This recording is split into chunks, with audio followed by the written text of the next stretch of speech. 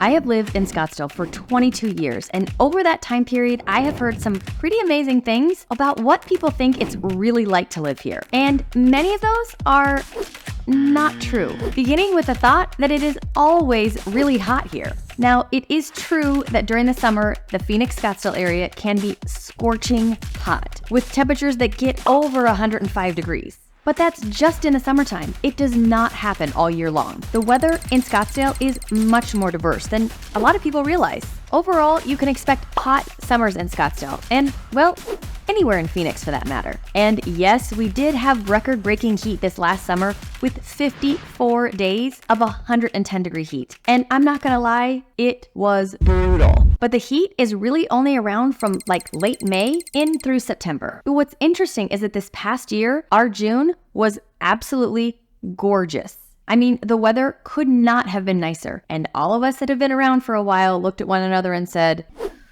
"We are gonna pay for this."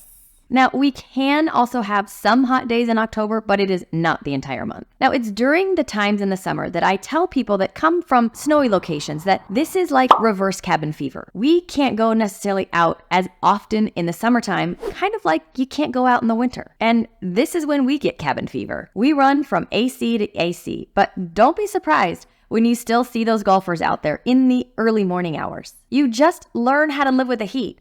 Kind of like you learn how to live in the snow. One of the things that people come to Scottsdale for is our beautiful weather in the spring, fall, and winter. But what many don't realize is how cold our winter nights can actually get. And when I say cold, I mean we can get below freezing. And when we have a really cold snap in North Scottsdale, we can actually get snow. Now, this is where I and my husband live.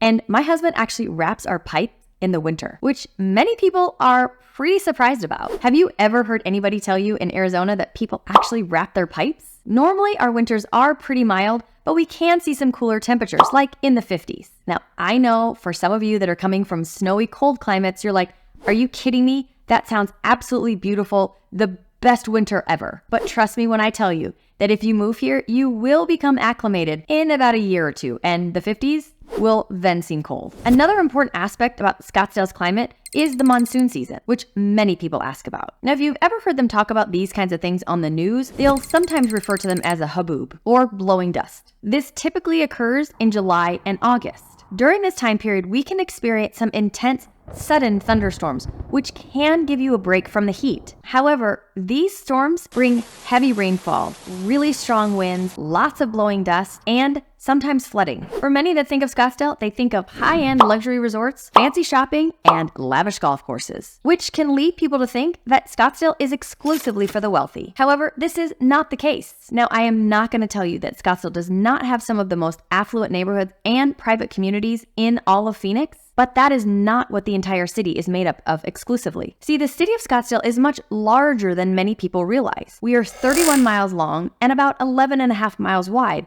at our widest spot, which allows the city to be quite diverse. You can begin in South Scottsdale, which is really close to Tempe. Here you will find neighborhoods that have been around since the 60s. These homes are usually smaller and they usually just have a carport. Although many of these homes have been completely remodeled, some even enlarged, and those carports are now converted into garages. The other thing you will find in this area is that a lot of the homes don't have an HOA. This area is also very close to Old Town Scottsdale, which is where all the nightlife happens. I mean, if you are coming for a bachelorette party, which is crazy, Scottsdale just outranked Nashville for bachelorette parties for whatever reason, but Old Town Scottsdale is where you will be. Mixed in with this is the Scottsdale Waterfront, which is a mid-rise luxury condo complex, as well as upscale boutiques at the Scottsdale Fashion Square. I mean, this is where you're going to find Louis Vuitton, Gucci, and Saks Fifth Avenue, as well as a lot of other very high-end boutiques. But don't be fooled, there's still some other great stores in there. Then as you move a little farther north, you have McCormick Ranch, where the homes were built in like the 70s and 80s. And within this community is the McCormick Ranch Golf Course, which is a very nice public course, as well as the Railroad Park, which is an absolute fan favorite for everyone. This is an amazing city park with an actual running train, an amazing kids playground equipment, as well. The city goes all out for events like Halloween and Christmas. Now, across the street from this is Paradise Valley and the brand new Ritz-Carlton Resort, which is also bringing the Pomeray, which will also have some exclusive shops, amazing restaurants, as well as the Fendi residences. Then as you move farther north in Scottsdale, you will be in what's considered North Scottsdale. And here you can find some other homes that are also not in HOA. And some of these communities started in like the 80s and the 90s. But it is when you get into this North Scottsdale area that you will start to see some of those communities that a lot of people talk about when they talk about North Scottsdale. These private luxury golf communities, places like DC Ranch, Silverleaf, Estancia, Whisper Rock, and Desert Mountain. Now, like I said, these are exclusive private gated golf communities with some smaller homes, but also some large estates. These communities are where you're going to find some of those homes ranging in price from about $3 million all the way up to $30 million. But this is not all of Scottsdale. You can still find some condos or smaller single family homes for around $500,000. And I would say that there are multiple areas in all of Scottsdale where those that are looking for a more modest middle-class neighborhood, you can find that. Now, something else to note about the luxury piece within Scottsdale is that Scottsdale's economy is not solely reliant on that luxury sector. We have a thriving tourism industry and a reputation as a winter destination for snowbirds. But it also comes with a very robust job market in various sectors, including healthcare, technology, and education. Now, I've heard others say that, well, Scottsdale's kind of boring. And I guess that's all in the eye of the beholder, but with the numerous places for nightlife and the cultural scene here, there is so much to do. The city hosts a wide range of cultural activities, art galleries and performance venues, and all of these cater to a very broad audience. Whether you're interested in contemporary art or classical music, there are cultural events for everyone. Not to mention all the events that go on in our city while our weather is, well, perfect. Like the Barrett-Jackson Car Auction, the Arabian Horse Show, the Phoenix Open, and an entire month of baseball spring training. These events bring hundreds of thousands of people into our city to not only experience these amazing events, but also our weather and everything that we have to offer. So the golf scene in Scottsdale is world-renowned.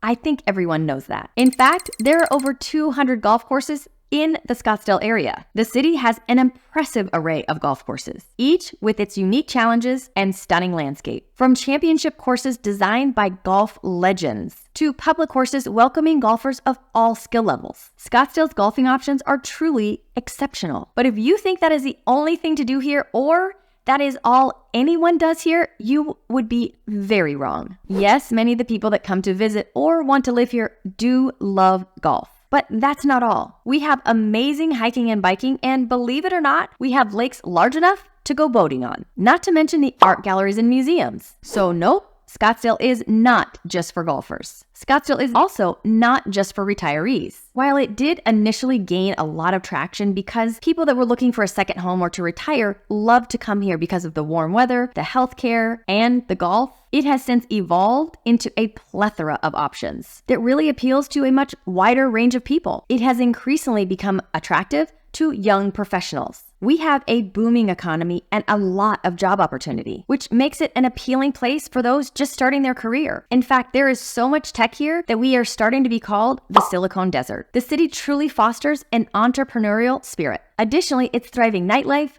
restaurants, and entertainment options, and lively atmosphere for a younger crowd. Scottsdale is also a fantastic place for families to call home. The city has excellent public, charter, and private schools, as well as safe neighborhoods. In fact, Wallet Hub just wrote an article about the top safest neighborhoods in the US, and Scottsdale was number 10 on their list. Scottsdale also has numerous parks and recreation facilities. Retirees do still love it here because of all the things we mentioned, the healthcare, the warm climate, and all the activities, but Scottsdale is not just for retirees anymore. Now, if you'd like to learn more about some of the specific neighborhoods in Scottsdale, make sure you look at this video, and then make sure you look down in the description below because I'm gonna link some of my other neighborhood videos. As always, I thank you for watching, and I'll see you next time.